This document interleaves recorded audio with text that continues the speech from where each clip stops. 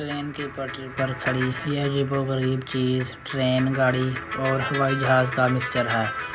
इसमें wheels train के, engine जहाज़ का और बॉडी गाड़ी की तरह डिज़ाइन की गई थी। इसको वलेरियन आइवानोविच इस शख्स ने इन्वेंट किया था जो सोवियत यूनियन के ऑफिशियल्स के लिए ड्राइविंग का काम करता था।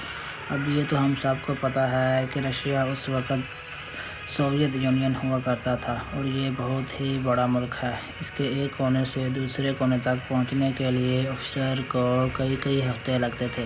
इस मुश्किल को आसान करने के लिए वलेरियन जो उस वक्त 25 साल का था, उसने एक नई इन्वेंशन करने का इरादा किया। उसने ये गाड़ी नुमा जहाज़ डिज़ाइन किया जो चलेगा तो रेल की पटरी पर, लेकिन इसमें एक जहाज़ का इंजन फिट किया गया था।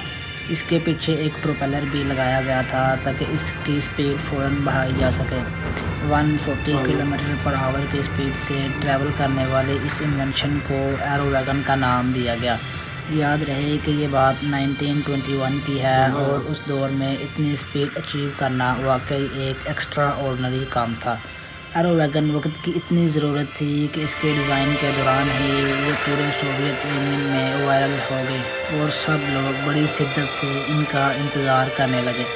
24 जुलाई 1921 को इसका पहला टेस्ट रन हुआ। मॉस्को से करीब 200 किलोमीटर दूर एक शहर तक एरो वैगन में सफ़र किया गया, जिसमें वलेरियन जो कि इसका इन्वेंटर था और साथ में चंद ऑफिशियल्स भी साथ थे। जाते वक्त तो इनका सफ़र बहुत खुशगवार गुजरा, लेकिन वापसी पर एरो वैगन पटरी से उतर गई और भयानक एक्सीडेंट का शिकार हो गई।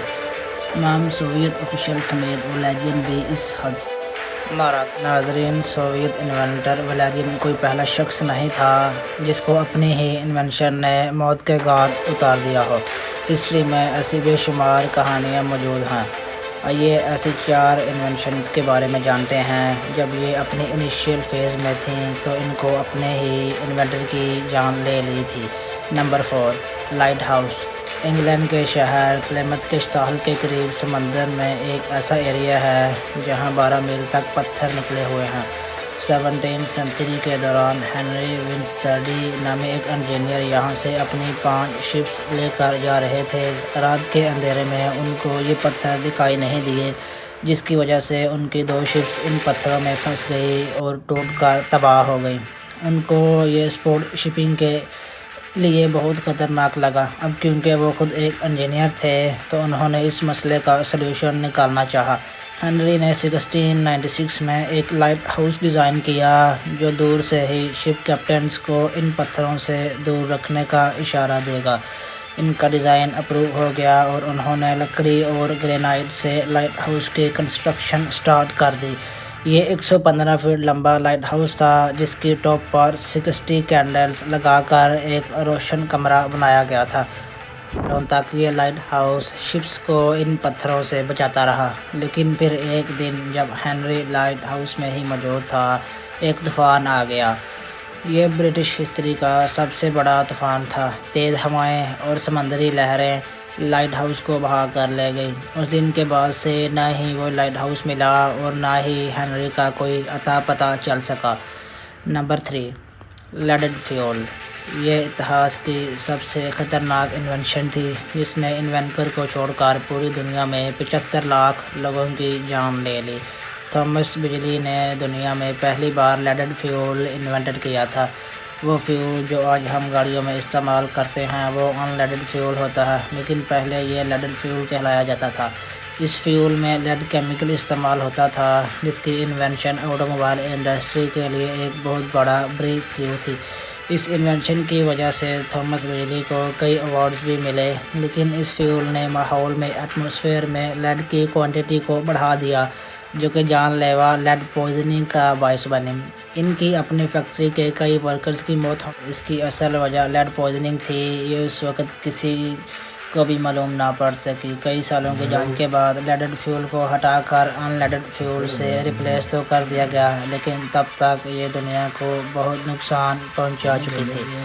51 ईयर्स की एज में थॉमस बिजली को लेड पॉइजनिंग की वजह से पोलियो हुआ और वो बेड पर आ गए। उन्होंने अपने खुद के बेड के लिए एक पुली सिस्टम डिज़ाइन किया जो उनको बेड पर आसानी से सीधा बिठा देता था, वो भी बगैर किसी की मदद के। ایک دن ان کے اپنے ہی بنا ہوئے پولیس سسٹم کی وائرز ان کے گلے میں پھنس گئی اور دم گھٹنے کی وجہ سے ان کی موت ہو گئی۔ نمبر 2، فلائنگ کارز بڑے عرصے سے سائنس فکشن اسٹوری کا حصہ رہے ہیں، لیکن اب حقیقت میں ایسی فلائنگ کارز بنائی جا چکی ہیں جنہوں نے انٹر سٹی فلائٹ ٹیسٹ بھی پاس کر لیا ہے۔ پر دنیا کی سب سے پہلی فلائنگ کار 1970 میں ہیری سپولسکی نے انوینٹ کی تھی۔ ان کو اڑنے والی گاڑی کا اتنا زیادہ جنون تھا کہ انہوں نے خود کی گاڑی بنانے کا فیصلہ کیا۔ ہیری نے ایک ایسا ونگ سسٹم ڈیزائن کیا جو لوگوں کی موجودہ گاڑیوں میں انسٹال کیا جا سکتا تھا تاکہ نارمل حالات میں جب گاڑی کو اڑنا نہیں ہو تو وہ نارملی روڈ پر بھی چل سکے۔ اس کے لیے ہیری نے ایک پروٹوٹائپ بنایا جس میں سیسنا ایئر کرافٹ اور فورڈ پنٹو کے پارٹس استعمال کیے گئے۔ اس پروٹوٹائپ کو فورڈ سیسنا کہا جاتا تھا۔ 11 ستمبر 1973 کو کیلیفورنیا وینچورا کاؤنٹی ایئرپورٹ سے اس پروٹوٹائپ کو ٹیک آف کیا گیا۔ ہیری اور کو پائلٹ اس کو پہلی بار ٹیک آف کرنے میں کامیاب ہو چکے تھے، لیکن کچھ ہی دیر کے بعد ایئرپورٹ مینیجر نے آسمان میں کالا دھواں دیکھا۔ معلوم پڑا کہ فلائنگ کار کریش ہو گئی ہے، جس کی وجہ سے پورے شہر کے اوپر کالے دھوئیں کے بادل منڈلا رہے ہیں۔ انویسٹیگیشن سے معلوم پڑا کہ فورڈ سیسنا کو بناتے وقت کچھ پارٹس کی ویلڈنگ کمزور تھی، جس کی وجہ سے یہ ہولناک حادثہ ہوا۔ اور اب نمبر 1، میکس وولیر ایک آسٹریلین پائلٹ تھے جو انوینشن کی ریس میں 2 قدم آگے نکل گئے۔ وہ ایک اسپیس کرافٹ بنانا چاہتے تھے جو انسان کو اسپیس میں لے کر جا سکے۔ ان کو اچھی طرح معلوم تھا کہ اسپیس میں جانے کے لیے بہت زیادہ اسپیڈ کی ضرورت ہوتی ہے، جبکہ اس وقت کے جہازوں کی اتنی اسپیڈ نہیں ہوتی تھی۔ لہذا میکس نے پہلے ایک راکٹ بنایا جس کو گاڑی پر انسٹال کیا گیا۔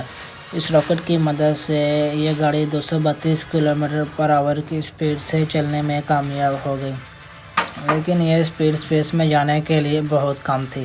میکس نے راکٹ فیول کو چینج کر کے زیادہ تیزی سے جلنے والا فیول بنانے کا فیصلہ کیا۔ 18 مئی 1930 کو وہ اس نئے فیول کو بنانے کا ایکسپیریمنٹ ہی کر رہے تھے کہ کچھ گڑبڑ ہوئی اور ایک راکٹ بری طرح سے پھٹ گیا۔ اسپیس کرافٹ کی انوینشن میں یہ پہلا حادثہ اور پہلی موت تھی۔ میکس وولیر اگر آج زندہ ہوتے تو شاید دیکھ پاتے کہ جس چیز کو وہ انوینٹ کرنا چاہ رہے تھے وہ اب کتنی ایڈوانس ہو چکی ہے۔